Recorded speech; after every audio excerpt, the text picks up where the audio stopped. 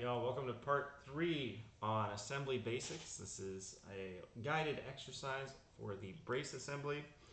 So if you are following along in the assignments, this is the orange steps at the bottom. This is step 6. So make sure you've downloaded the files and make sure you have extracted them.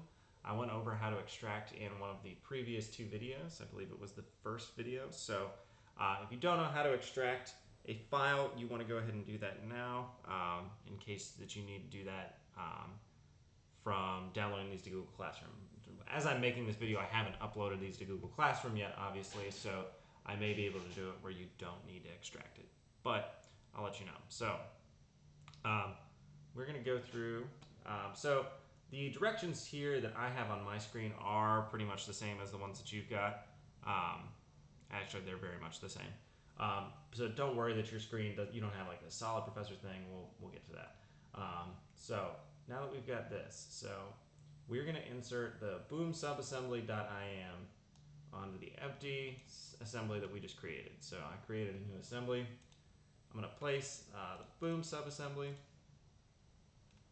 And I will be moving kind of fast through this. So the point of this is not to walk you through it all. This is really just to show you, like, here is somebody working on and adding constraints for you to kind of get unstuck with. So, all right, got the boom subassembly, and next we're going to insert the subassembly swivel brace.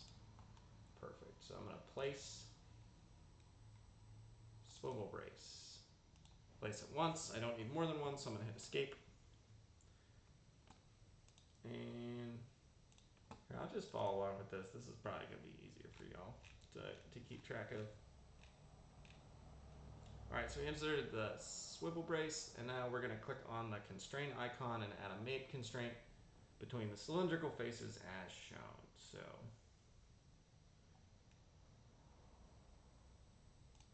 all right. So I'm going to actually rotate this guy first because I don't like the way it's sitting there. That's fine. I'm going to ground this component here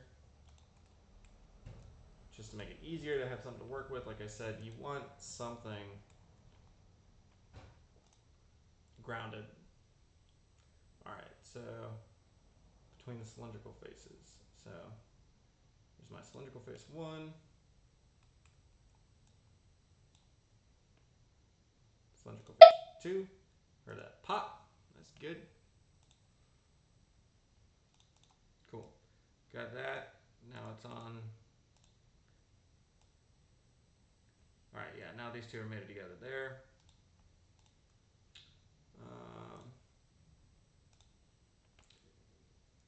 Now add a mate between the faces is shown. So I want that bottom face and this face right here before the insert. So this should hopefully mostly constrain. It's going to severely limit, so I want this face here. Turns blue just like it should. Then hit this face. Good. Got it. Make sure you hit apply. All right, insert the part fastener.im into the assembly. So it should look like that. Place. Fastener.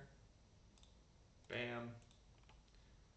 I'm going to rotate this because I find that rotating stuff tends to help. Sometimes this doesn't quite want to do what you want it to.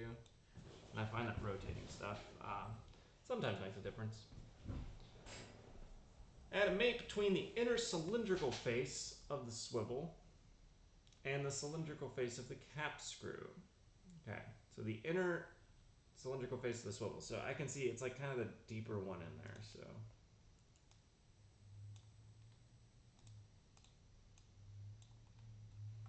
constraint.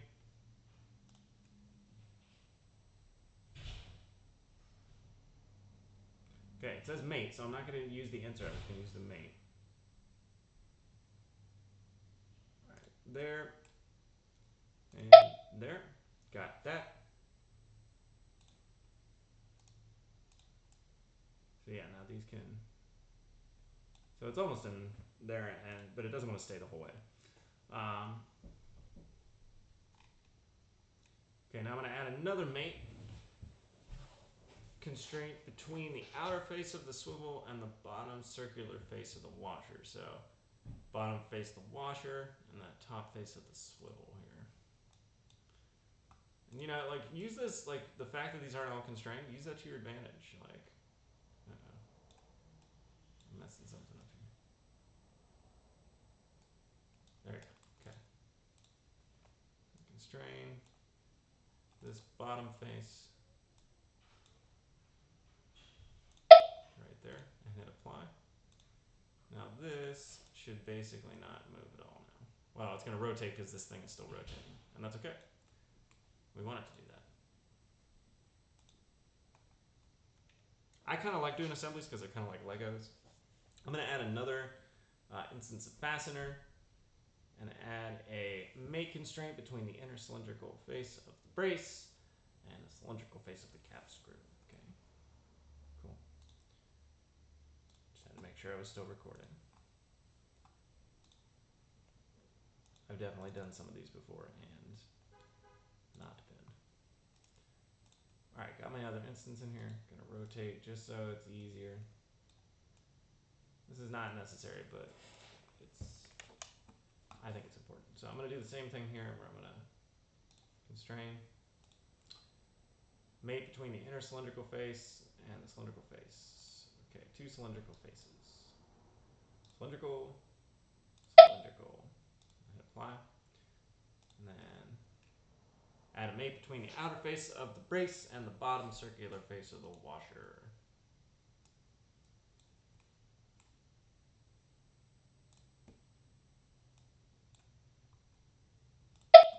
Pop. And there we go. Got that. Alright. So your assembly should look like that. Step M does, if you've been following along to this point. So that's good. Insert nut.ipt into the assembly. Okay, so I'm gonna place nut. Cool. I'm gonna rotate it because I know I'm gonna need to rotate it.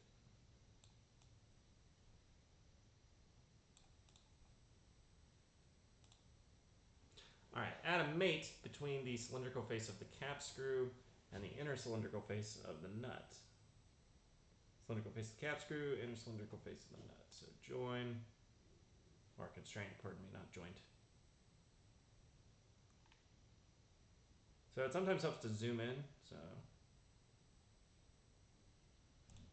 there, and there, pop. So now this is still kind of moving around.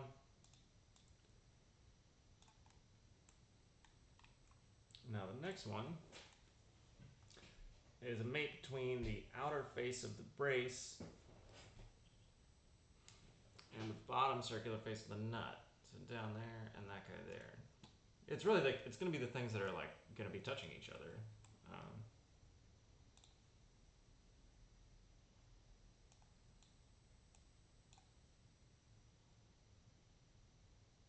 So click there, and then right here on this face. And they pop together. So now this should only rotate. You can see it still wants to rotate a little bit. Alright, we're going to do a second instance and we're going to go through the same process on the other side here. So actually click this. Let's see if this works. So I'm going to hit Control C.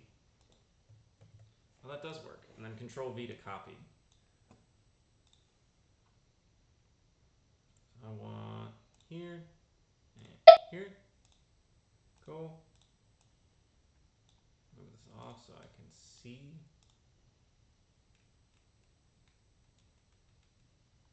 Lost my part there for a second. Remember, you can always get it back with the... I don't know where this goes. With the home tool. So I'm just going to go place and put another nut in here. That seems to be working a little better. Free rotate tool. Cool. Constrain.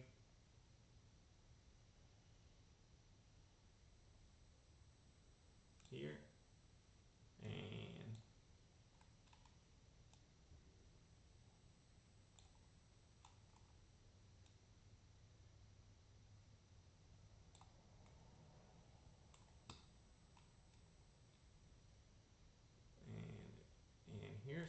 Cylindrical.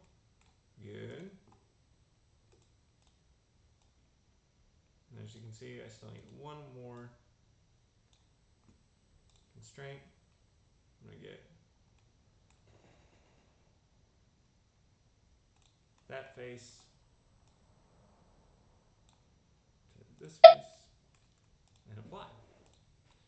And yours should look like this. If you've been following along, this is what yours should look like. So in order to make the swivel brace behave like a flexible mechanism, do the following. Right-click on the swivel brace assembly in the browser and click Flexible. So I'm going to, where does it say? On the swivel brace assembly in the model browser. Okay, so I named mine Teaching Assembly, but I'm going to right-click and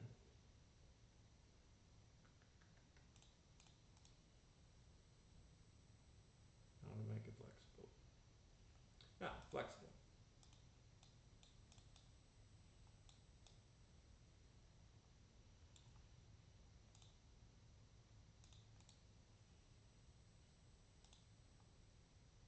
Yeah. Sorry, I haven't done this in a while, so.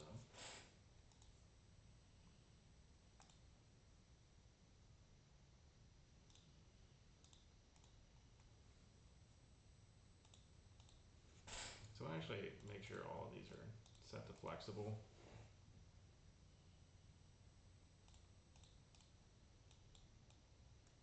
Yeah, there we go. So once I set the swivel brace to flexible, you should, now this is still grounded, but you should be able to move this like this. That's how you know you did it right, is if nothing is coming off when you do this. So that's it. So you're going to check the mass of the part.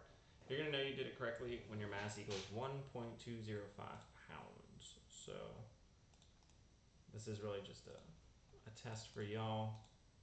1.205 pounds. So if you, for some reason, didn't do it right, it's not going to show up as 1.205. So in order to get credit for this, you need to make sure that you go ahead and have a screenshot of your iProperties with 1.205 pounds. Ideally, I'll be able to see your assembly in the background because then I can see that you did it. Yep, there we go. That's what we got. So hopefully you learned some. Hopefully you got some practice using assemblies. And you should be ready now to go on to the badge assessment. So good luck over there. I'll see you next time. Thanks for watching.